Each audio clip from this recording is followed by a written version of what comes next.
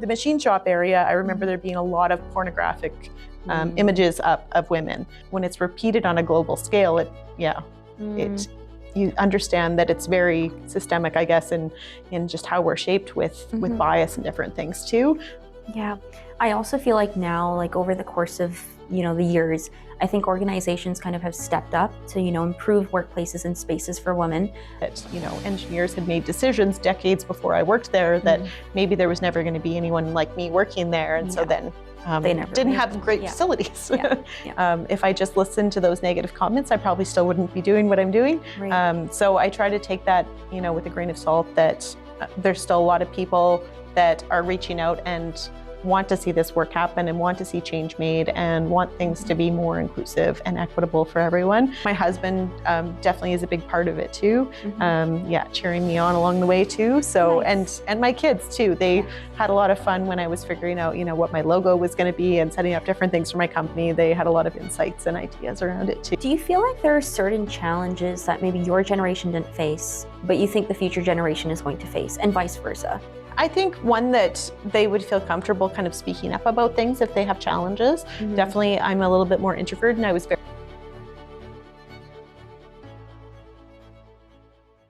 Hey guys, welcome back to Empower Her, and today you have me, Karen. Empower Her is a podcast that comprises of two words, namely empowerment and woman. And here in this podcast, we're bringing in women from different industrial professionals. And today we have yet another, and her name is Jocelyn. And she has served as the previous board chair of Win-Win, and she's also worked in various companies, and one of them includes BHP. She's recently finished her PhD as well. Now she has a company called Prairie Catalyst. And before I say any further, I'll let her introduce herself. So I'm a mechanical engineer, and I spent the first 13 years of my career working in the Canadian mining sector as a project manager. And then I pivoted and I went back to school and did a master's and a PhD. And so my master's looked at the challenges that women face in male-dominated workplaces. And in my PhD, I focused more on a solution, workplace allyship. So, and then outside of that, I started my business when I started my PhD in 2020. And so I support my clients to lead and inspire positive change as well. And so through training, research, and empowering people to help make changes happen, to make workplaces more inclusive and equitable. And so outside of that, I have two daughters, and my husband is also a mechanical engineer, and my daughters play soccer. And so that's where I just came straight from a soccer tournament too, when we're recording this. Yeah. Speaking of mechanical engineering, maybe I should ask, what inspired you to get into mechanical engineering in the first place? So I ended up choosing engineering, not knowing anything about engineering or anyone who was an engineer. I grew up in a small town in southwestern Saskatchewan, Hazelet, and there was 11 people in my grade 12 class, and I had to take calculus by distance ed over satellite at the time. But I chose engineering because I didn't really like blood or anything medically related, but I did like science. And so that's how I ended up choosing engineering from a career fair that I went to in Swift-Current when I was in high school. And then got into engineering, and I was thinking that maybe I wanted to go into civil, and then decided I didn't want to learn that much about concrete. And so ended up choosing mechanical engineering. And there was someone from my hometown that was in mechanical engineering a few years ahead of me. And he thought it was kind of more of a recession-proof discipline, maybe, that there would be options that you could still get jobs in a variety of different industries. So that's what ended up inspiring me to choose mechanical engineering. So, because you've worked in the mining field for so long, and I feel like there's always this kind of gender imbalance where we'll see more male dominance and kind of underground, on surface. So when you first started into this field, did you notice, or when was the first time you realized how gender kind of shapes that workplace experiences? Yeah, it was on my first day. So I ended up doing an internship in my fourth year of engineering because I still didn't really understand what engineers did as I was going through school. A lot of it seemed very theoretical.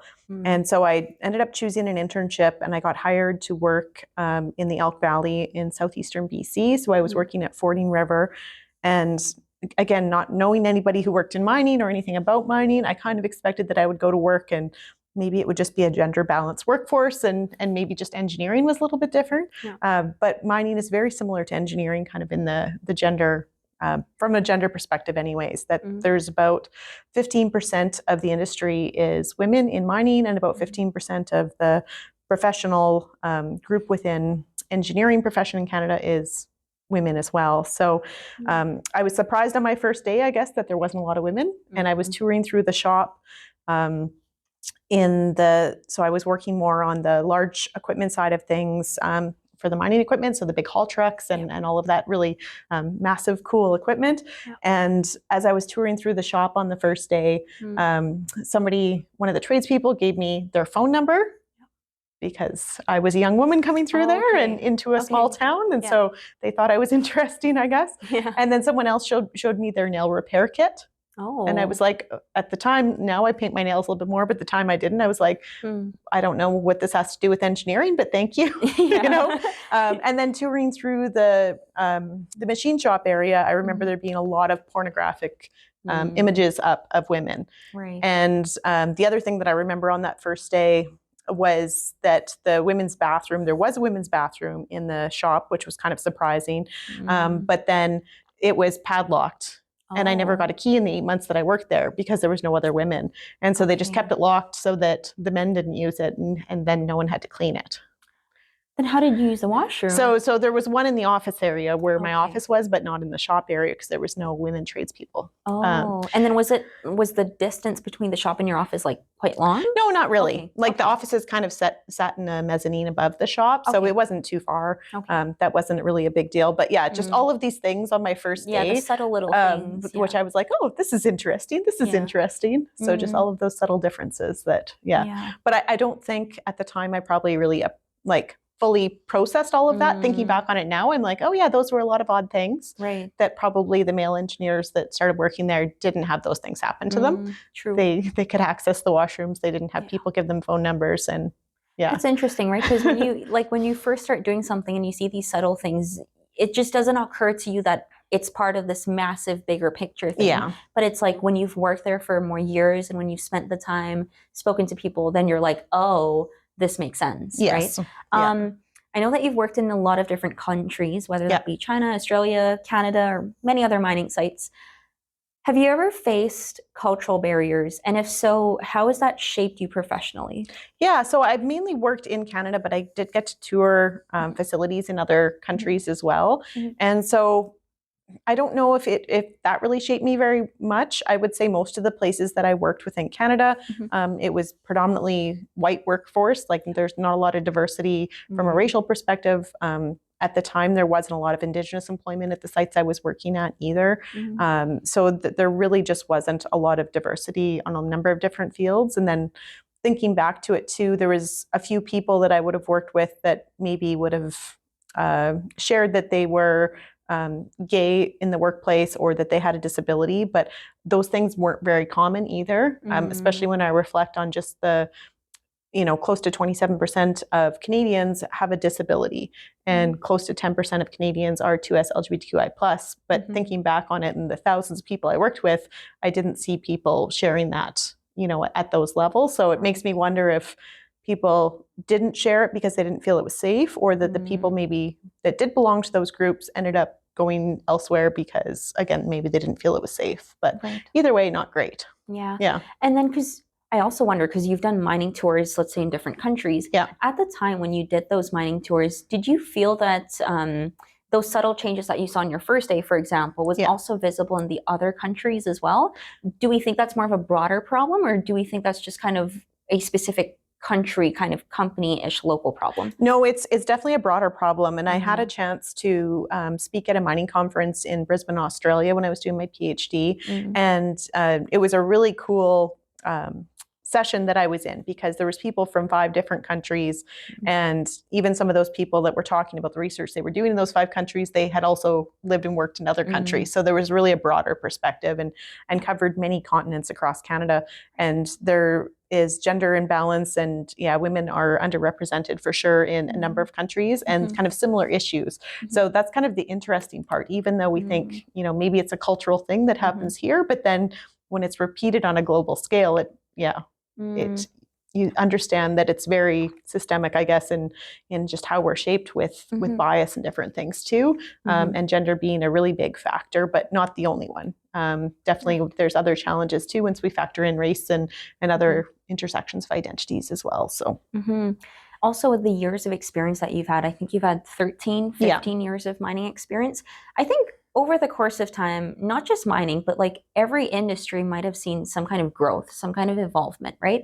When we're looking specifically at the engineering or the mining sector, do you think there has been some kind of improvement that has been there, or do you think there are still some issues that still persist that still needs attention on? Yeah, that's a good question. There has been a lot of improvements. I think in terms of representation, I was just at a mining conference in the last week in Vancouver at the CIM Connect. Yeah. And so it's a large mining conference within Canada, and it was really cool to see, for example, Daly McIntyre from Cameco. She's a general manager at Key Lake. And so she was in one of the panel discussions, and there are not a lot of women general managers.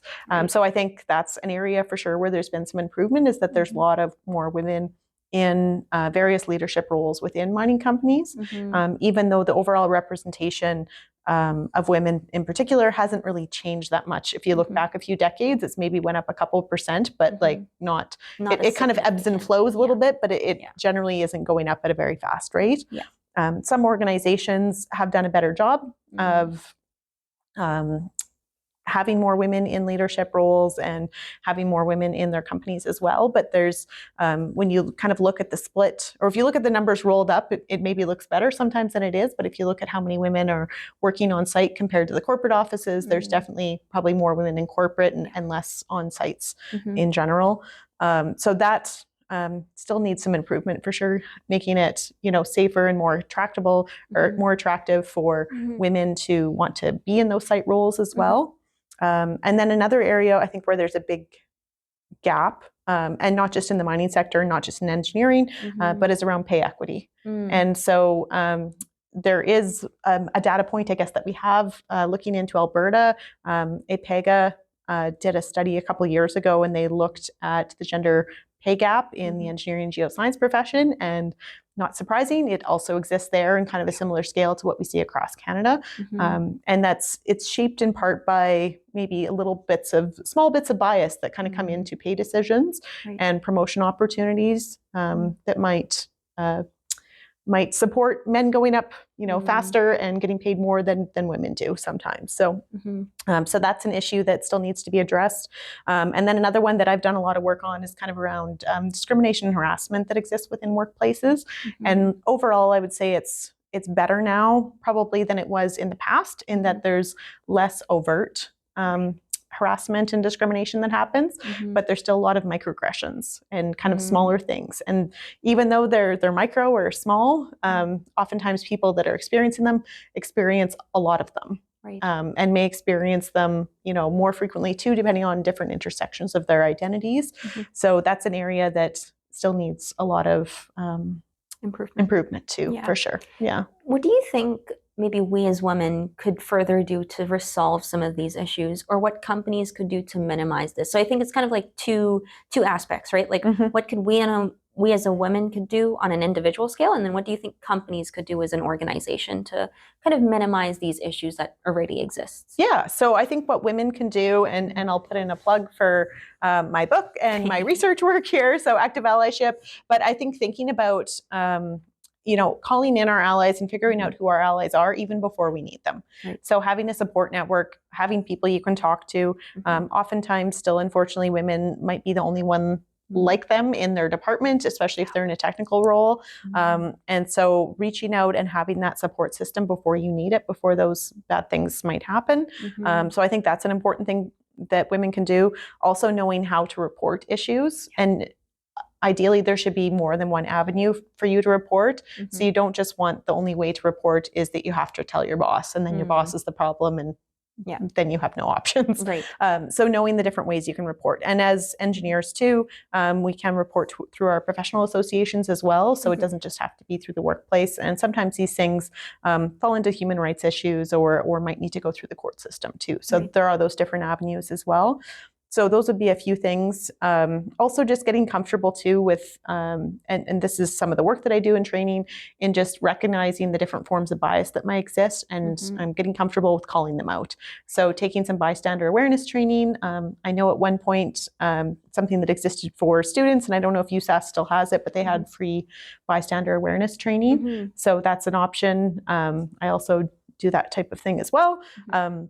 And then for companies, I think training people so that they have bystander awareness training so that they can intervene, and ideally stopping things when they're at the microaggression stage and not waiting for them to escalate into harassment or bullying type behavior. And then the other things companies should do is understanding what the challenges are. There was a report that was done a few years ago by Elizabeth Broderick and co. And looking at Rio Tinto, which is a large global mining company. And so they did surveys and focus groups and interviews, and they came to understand that there was a lot of harassment and discrimination that was happening, and targeting women, targeting Indigenous people, targeting racialized people within the workplace. And so the really interesting thing is, though, then they published that report publicly. So that data exists out there, and we can kind of see the scale of the problem. But part of the problem is that a lot of those things do not get formally reported or don't get shared out more broadly. So then people don't know that it's happening, and they think maybe it's just happening to themselves, and then they don't know to speak up or know how to speak up. So companies can help, I think, by making those policies clear and giving people training around it, and then having programs in place to hopefully address pay equity and those kind of things as well. Yeah. I also feel like now, like over the course of, the years, I think organizations kind of have stepped up to, improve workplaces and spaces for women. But I think there's always a stark contrast between how organizations think they're supporting women versus how women receive that support. Because there's always like two perspectives. What do you think, in your perspective, could we do to bridge that gap? For example, could we perhaps see more women in leadership roles so that we have role models that we can actively look up to? Maybe that's a solution. Or maybe something else. What do you think would be a solution to this problem? Yeah, there's many solutions that are needed, which is why it's kind of tricky, I guess. There's not just one thing, but representation in leadership is definitely an important piece.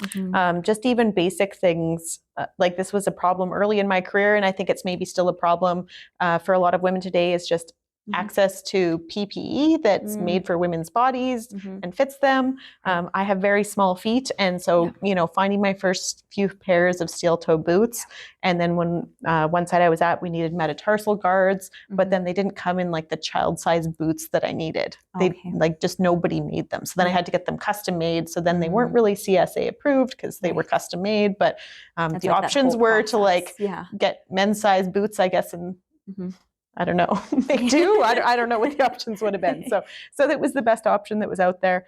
And then another thing too, I gave a talk a couple weeks ago to an organization, and ended up spending a lot of time talking to just about washroom and change room facilities. And I think part of, like, I understand because I worked on the owner side, and I know it's often easier when we're thinking about where we're going to direct capital and where we're going to put money. We're going to often put money back into the process that's making the money, that's then generating the revenue. And so then the non-process infrastructure, like office buildings, like change rooms, like washrooms, we can get money maybe when there's an expansion, there is more money available to put in those facilities, but then often they kind of stay stuck like that for decades.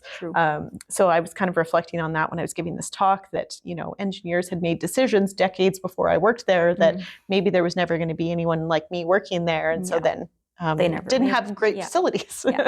And so upgrading those facilities after the fact can be a really challenging thing. So I think but it also, it's, when you're in a change room or a washroom, you're often, using the shower, and you're very vulnerable when you're in there too. So you can see why that's something that people want to see change too, because they want to have a place where they're going to be their most vulnerable and they're going to feel safe and comfortable too. So you can see why that comes up. So those are some things that often come up for sure. The other thing that I've seen too, and it's a little bit harder to to notice sometimes, maybe, unless you're on the one on the receiving it, but just even looking at work allocation.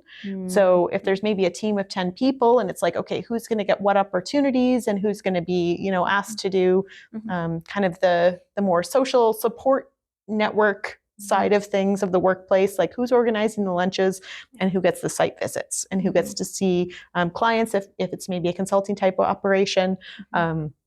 And who is asked to take the notes or get the coffee. So just understanding how those things are divvied out to people too. And I've seen sometimes that, sometimes there's preferences depending on who's divvying out things, that the better opportunities go to people who look like the leader and the not so great opportunities go to people who maybe look different. So. Yeah. Also, I know because you're working on Prairie Catalyst, I think, which is a consulting kind of firm. Yeah.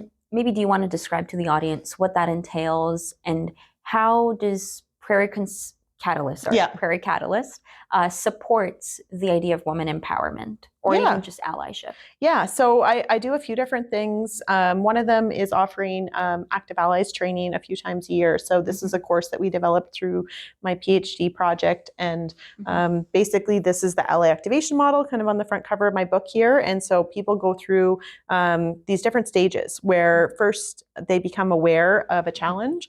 Then they often seek support. And that support seeking stage is really critical because if people don't get the right support at that stage, oftentimes that's when they're going to leave the organization or the profession or the workplace that they're at.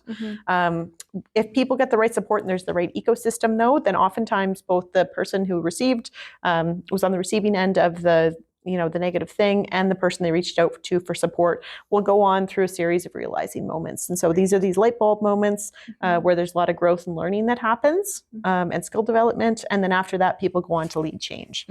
So in the Active Allies course, we work on some of the skill development and we go through different scenarios so that people can work on practicing some of these allyship skills. So that would be part of it. And then some other work that I do is directly with corporate clients too. So doing kind of team training as well. The Active Allies course is kind of open to anyone in the public can take it across Canada. It's a virtual course. And then I do assessments within organizations, so similar to that one I was talking about with Rio Tinto, where they asked questions to understand what the challenges were within the organization. I do those same kind of reports for my clients. And then I do research too. So I'm working on a couple research projects right now. One's looking at advancing women into leadership positions. So that's really fun too, getting to generate new data and talk to different people and look at problems from different angles. So. And then because your PhD focuses on activating allies in workplaces, in your perspective, what does an effective ally kind of look like? Yeah, good question. So they have to do something oftentimes, and that awareness piece is that first stage. So noticing something, but then not staying silent. So then acting on kind of what is coming out of it. So part of that sometimes is reactive and maybe responding to a bad joke or a comment that was made or something like that. And so having to address that. But part of allyship too is also proactive. So it's maybe being a little bit more thoughtful about, I don't know as much about this group. Say I want to learn more around Indigenous people and kind of the history and the culture. So I'm going to, seek out ways to do that. So it might be through training. It might be doing some reading. It might be watching movies, listening to podcasts, YouTube videos, those kind of things, and trying to gain some new perspective that way. Another thing that you can do too is just even following people that are different than you on LinkedIn to kind of gain new perspectives as well. So those are some different things that we can do to kind of grow and learn in those areas. Yeah. And then, because I know you've mentioned like you've done training programs in lots of different companies. I do wonder though, have you ever come across maybe somebody, a professional maybe, who've ever had a misconception about what allyship is? Or maybe if you can talk a little bit about what kinds of misconceptions do professionals even have about allyship? Yeah, no, I definitely see them. I would say where it comes up the most is when we're doing a survey. So I do surveys sometimes for my clients. If they're a member-facing organization, they're trying to understand maybe what diversity looks like within the organization, what some of the challenges are, what things they should focus on. And there's always people that, are very supportive of it and they want to see change happen. And then there's some people that are not. And it's very clear in the comments in that they come out and say, why is the company wasting money on doing this research? This is, baloney. And they will, sometimes some pretty nasty comments come out of it. So that does sometimes happen. But I think if we look kind of overall at the numbers, it's a very small percentage. So it's like probably less than 5% of the people are the ones that are going to leave really negative comments and be against it. Majority of people do want to see change, or at least the majority that are taking the time to answer the surveys. So yeah. I also wonder, because when people get these negative and harsh comments, like, how do you navigate them? Like, do you ever take that personally? Like, do you ever feel upset about it? I try not to. Like, there's definitely been a lot of backlash and pushback against the type of work I'm doing in the last year and a half. And so it is frustrating sometimes. And if I just listened to those negative comments, I probably still wouldn't be doing what I'm doing. So I try to take that, with a grain of salt, that there's still a lot of people that are reaching out and want to see this work happen and want to see change made and want things to be more inclusive and equitable for everyone. And so I try to be inspired by those people that are still carrying on those conversations. And I think I don't know if there's more people that are against it, today than there was 2 years ago. I think just some of those people are louder now than they maybe were. Did you ever have specific role models who've kind of helped you navigate through this pathway and who've supported you throughout your journey? Yeah, a lot. My mom too is cheering me on for sure, but as it's Mother's Day, I should mention that. But also like a lot of great organizations that are out there too. So Women Entrepreneurs of Saskatchewan was really, really helpful. Also, there's so many women entrepreneurs that I've connected with, probably a lot through WESC, but through other avenues as well, that, I've learned little bits and pieces from so many people. So I can't even say which ones I've learned, but so many people, every conversation, I think there's always opportunity to learn something and take it and apply it. So that, there's been so many different groups and different individuals that have supported me along the way. My husband definitely is a big part of it too. Cheering me on along the way too. So, and my kids too, they had a lot of fun when I was figuring out, what my logo was going to be and setting up different things for my company. They had a lot of insights and ideas around it too. So, so that's been really cool to see too. And just the conversations that we have around the dinner table, my children are very engaged in a lot of the topics that I'm engaged with too. So that's really cool to see. It's very nice when you have like your family members engaging on the same things that you're kind of thinking about. So I really like that. Or maybe what advices would you give to organizations who kind of want to go from the intention of equity, diversity, and inclusion, and then kind of transfer this intention to action? Like, what do you think would be some of the advices that you'd give them? I think doing those assessments that I do where they understand the baseline, because so many things don't get actually reported. So I think understanding what the challenges are that they're maybe not hearing about at the leadership table is an important piece. And then from that, I think you can set a strategy of like, what are those gaps and what are the things we need to close? And oftentimes there's multiple data points. So it might first come from individuals being like, it doesn't seem like we have great access to PPE at the site. And then, and then looking into the policies and the systems around it, there's probably more evidence to be like, oh yeah, no, we only stock things in, men's medium. So we do need to change that. So often there's multiple data points. So I think, getting that data first so you can make informed decisions and then setting strategies around it. And oftentimes I think when organizations are first starting out with moving towards advancing equity, diversity, inclusion, oftentimes these things sit more with HR, but they don't necessarily need to stay there. It's best done when I've seen in some organizations is that really it ends up getting distributed throughout the organization, and there's a small piece of it that's owned by all leaders. So that's would be the end goal, is having, shared workload and having this embedded everywhere and not having it as kind of a bolt-on extra thing. So and just more transparency in general, right? Do you feel like there are certain challenges that maybe your generation didn't face, but you think the future generation is going to face, and vice versa? Yeah, definitely. Think future generation facing challenges, like just thinking about the cost of housing is a big one, right? Cost of housing relative to starting salaries is a lot different today than when I was starting out. It was a lot easier for me to buy my first home than probably it will be for you to buy yours if you haven't already. So I think that's a huge challenge. I don't know what the solution is for that, but some things, some challenges, I guess, that my generation would have faced that hopefully, my children won't. Just where parental leave policies and maternity leave, like that has evolved since when I had my children, that it's a bit more accessible and more of a shared opportunity, and people can take longer leaves. And I think there's hopefully more top-ups for people so that they don't face as many financial hardships. The $10 a day childcare, I would have loved that. I spent way more than that on childcare. So I think Donna mentioned the same thing in the previous episode. Yeah. So it's interesting to hear that, it's something of a similar challenge that you guys kind of faced in your previous generation. Yeah.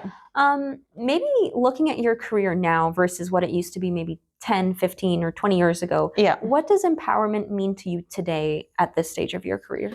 I think that we can openly talk about these concerns. Like definitely early in my career, or probably even 5-10 years into it, I didn't feel comfortable talking about these topics. I probably didn't have the language around it. Right. So that's something when I'm giving talks to people, when I'm doing training, oftentimes I'll have young people come up and talk to me, and they'll be like, "Thank you for naming that, for calling it out, for sharing that story," because they had faced something maybe similar in their careers. So I think it's important that we can talk about these things and call it out and discuss them, where I don't think that was happening 10, 20 years ago. Yeah. So, yeah. Also, because I know that there's a lot of community networks, networking events in general these days, right? What role do you think these community networks plays for empowering women in technical spaces? I think it's really important. Some large organizations have employee resource groups. Yes. And so then there might be kind of support systems within the company. But what we've seen in the last year and a half too is that some companies have pulled back on the funding and support for employee resource groups. So I think it's really important that people can have that sense of community across their workplaces, and maybe outside of their workplaces too, if it's not happening within. So I think that's a really important piece. The other thing too, I think with community organizations like Women in Mining, Women in Nuclear Saskatchewan, is there's a lot of opportunities to develop leadership skills and to kind of grow in and expand your career, if you're especially, and you might not even be aware of this as you're kind of living it, because I probably wasn't, but if you're kind of being held back, by how things are set up within the organization, you have a lot of flexibility and opportunity within a volunteer role, I think, to kind of do more than that and develop a lot of really great skills. The challenging part is probably just getting employers to recognize all of those great leadership skills that are developed through volunteer organizations, and getting them to recognize and leverage that within workplaces too. So that's true. Yeah. Also, because you spoke about women in mining and women in nuclear. Yeah. I know you've been the past board chair now. Yeah. It was really nice to see you at the AGM, by the way. It was really cool. When you were serving as the board chair member of Women in Mining and Women in Nuclear Saskatchewan, what were some of the challenges that you saw that women were raising at that time? And do you think those issues have been resolved? Or is it kind of a similar thing that you spoke about? We didn't do any research in particular to kind of understand what the challenges were that women were facing in the workplace. We did a literature review to kind of look across things and found, have a really great report out of that, kind of looking across different studies that have been done. But looking particularly at the volunteers, we did do some surveys, with our volunteers, with our board members, with our sponsors, to understand their experiences with the organization. And so one thing that was kind of surprising to me is that most of our volunteers, and we have 70 to 80 volunteers, most of them are working full-time jobs, well-paying jobs within the mining and nuclear sectors. And yet they're also choosing to volunteer. And maybe they also have families or caregiving responsibilities or, other things that they're doing on top of it. So putting a lot of time and have a lot of passion that they're bringing to the organization. But yeah, it's got me thinking, CC West, so they're the Canadian Coalition of Women Engineering, Science, Trade, Technology. And I've done some research work with them, and they had a video last year just talking about shadow work. And so shadow work kind of being that unpaid work that happens to make organizations flow. And definitely when we think that we have 70 to 80 volunteers, supporting win-win, that's a lot of shadow work that's happening. And so, does that end up, when coming back to pay equity and thinking about that, that's a lot of unpaid work we're asking of people too. So, ideally, in an ideal world, we would all be paid fairly for all of the things that we do, not just our paid part of our jobs. So, I don't know how we get there, but eventually, who knows? Maybe someday, maybe 50 years from now. Who knows, right? Yeah.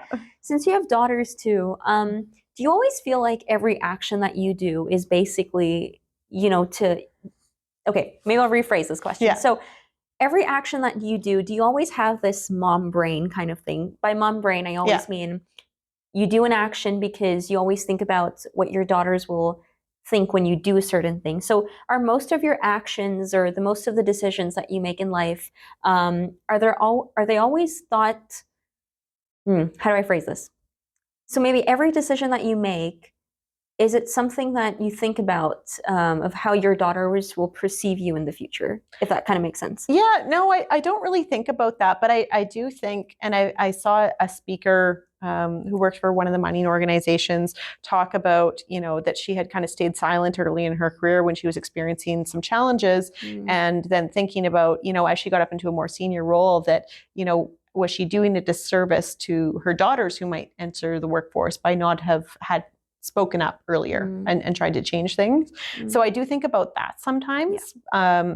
I don't know if that kind of answers the question or not, but I do. I think about kind of the world that they're going to inherit and the challenges that they may face going into the workplace. And this came up at a panel discussion that I facilitated earlier this week too. So at this mining conference this week, somebody asked a question about, what are the challenges kind of around the future generation and maybe the older generations in the workplace? And we got talking about the workplace that younger generations are going to inherit. Right. And so especially for my children, I see that they're growing up and they have really great understanding around truth and reconciliation, around cultural differences, around understanding and supporting people with disabilities and 2S LGBTQ+, and using different pronouns, whereas people, my generation and older, that's not necessarily things that we grew up around. Yeah. And so thinking about that there's going to be like really these very inclusive, very intelligent people coming into our workplace, and are they going to be met with kind of older views and older culture and feel like it's not a safe place for them.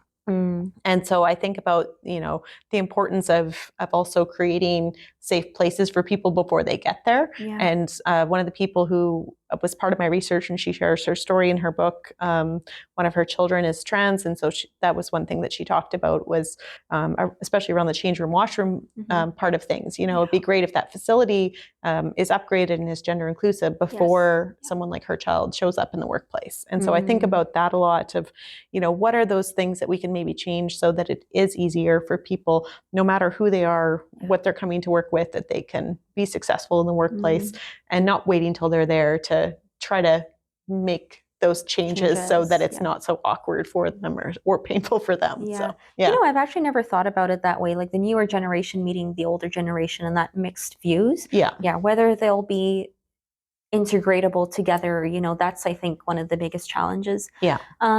Also, what kind of role model do you aspire to be for your daughters? Because if they were to go into maybe, I don't know if they will, but if they do choose to go into a technical field, what kind of role model do you aspire to be for them? I think one that they would feel comfortable kind of speaking up about things if they have challenges. Definitely, I'm a little bit more introverted and I was very shy when I was younger. So I wouldn't have felt comfortable, even if I maybe had all that language and awareness that I have today about speaking up as much when I was younger. So I see that my daughters are very empowered and brave, and I don't think they would, I think they would speak up more, and not just for themselves, but to support other people too. Yes. Maybe for the future generation, not necessarily just women engineers, but women, men, people of any kind.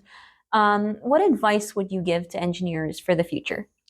I think get comfortable with talking about the social side of things too. Like, don't just assume that everyone thinks and acts like you do. Be curious and want to understand other people's stories and perspectives. And I think there's so much that can come out of storytelling where we can really gain a lot of empathy and gain some different understanding.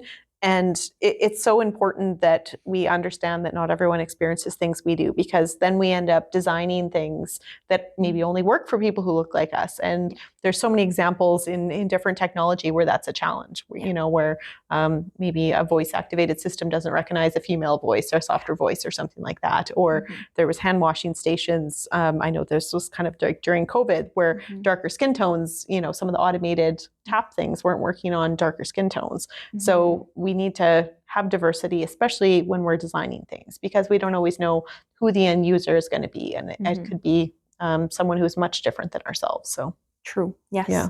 I always treat my podcast as a platform because I feel like there could be a lot of people watching it. We don't know who's watching because it's a public platform. Yeah. If you were to say anything that you wish to want to say and use this as a platform, what do you think you would want to say to the audience?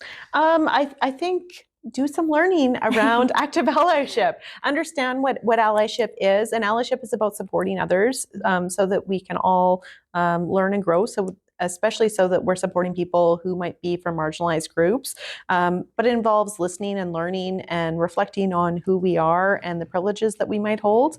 And once we understand some of those challenges that others face, we can then work on developing some of the skills that we need so that we can be an active ally and we can help support others. So I think those are something, no matter what workplace you're in, no matter what profession you're in, that's something that we can all benefit from. And we can have that positive ripple effect then that really helps create a better world for everyone that we're coming in contact with and the future generation. So I agree with that. Now, because today is Mother's Day, and because you're here at my podcast, I've got you some very cute gift cards. Okay. You're going to pretend like you didn't know about this. Okay. So this is from Holistic Physiotherapy and Wellness. Oh, perfect. Thank you. So they do massage therapies. I got you one for your mom and one for yourself. Oh, thank you so much. So you guys could go together. Thank you. If you want a few for your daughter, I can give you some more too. I don't mind. We've got a lot of them. Yeah. This is from Rayla Cafe, actually for your daughters. Okay. So if your daughters like bubble tea, oh drinks, yes, they do. Yes, that's the perfect place to visit. Thank you. We have 6 sponsors to our podcast, but I thought, oh, that's awesome. You know, I don't have as many gift cards, so I thought I'd give you 3. Thank you so much. Of course, yeah. And then I have something for you too. I would like you to have a copy of Active Allyship. Yeah, that's so sweet. So I say thank you so much, Jocelyn, for making time to be on a Sunday here at the podcast. I know you've had a very eventful day, so adding another event to your eventful already day. I hope that it's not been too tiring or too exhausting. I think I enjoyed chatting with you. Prior to this podcast, I think I've learned so much about you. Before I say anything else, do you want to say anything to the audience? Anything? No, just thank you so much for having me here today. This is a lot of fun. The time flew by. So. Yeah, the time actually flew by. I did not realize it was 40 minutes, so it was very fun. I'm just going to say to the audience, so if you have any questions, comments, or concerns, you can leave it in the comment section below, and Jocelyn and I will help to co-reply because we're amazing duo partners for guest and podcast hosts. And with that being said, we're just going to say bye. Bye.